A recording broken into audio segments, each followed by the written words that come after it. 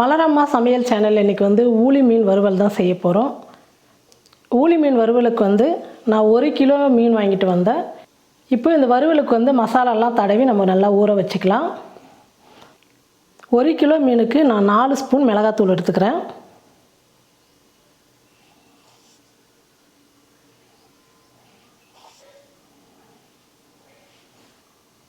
ஒரு ஸ்பூன் கரம் மசாலா, மஞ்சள் தூள் 1/2 ஸ்பூன், உப்பு தேவையான அளவுக்கு, கார்ன்ஃப்ளவர் மாவு வந்து ஒரு 5 ஸ்பூன் எடுத்துக்கிறேன்.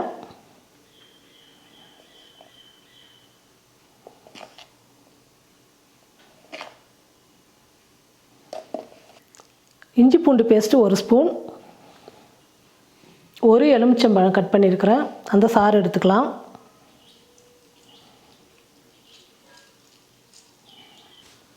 இப்போ எல்லாம் சேர்த்து மிக்ஸ் பண்ணிக்கலாம். இப்போ கொஞ்சம் கொஞ்சமாக தண்ணி சேர்த்து பேஸ்ட் மாதிரி பண்ணிக்கலாம்.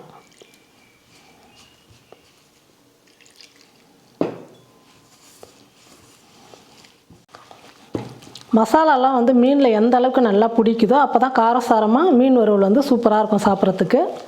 மாவுலாம் கட்டி இல்லாமல் நல்லா நைஸாக இந்த மாதிரி பண்ணிக்கோங்க. மசாலாலாம் நல்லா கலந்துட்டேன்.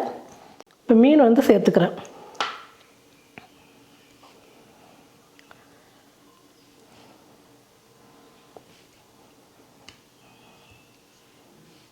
தண்ணி இல்லாமல் மீன் நல்லா வடிகட்டி சேர்த்துக்கணும்.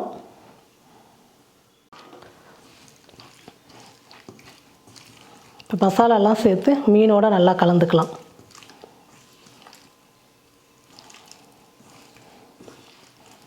பாருங்கள், இந்த மாதிரி நல்லா கலந்துட்டு மசாலாலாம் நல்லா இந்த சைட்லலாம் உள்ளே பாருங்கள், இந்த மாதிரி மசாலா உள்ளே வந்து நல்லா தடவி விட்டுடுங்க.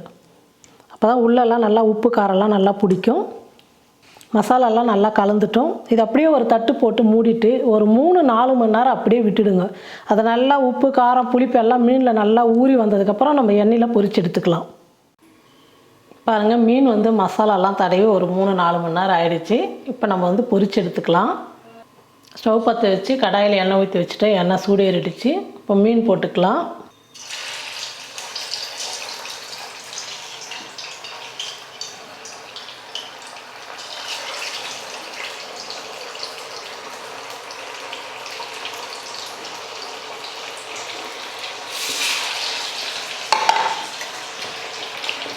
மீன் போட்ட உடனே நம்ம உடனே திருப்பி போடக்கூடாது.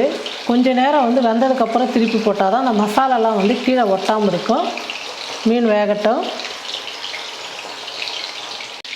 ஒரு பக்கம் வெந்துடுச்சு. இப்போ திருப்பி போட்டுக்கலாம்.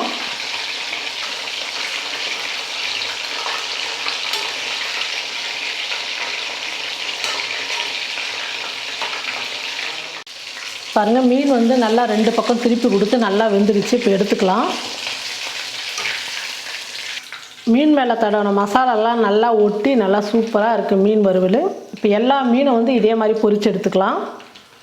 பாருங்கள், ஊளி மீன் வறுவல் வந்து சூப்பராக ரெடி ஆகிடுச்சு. நம்ம மசால் சேர்த்ததெல்லாம் மீனில் நல்லா ஒட்டி காரசாரமாக ரொம்ப நல்லாயிருக்கும்.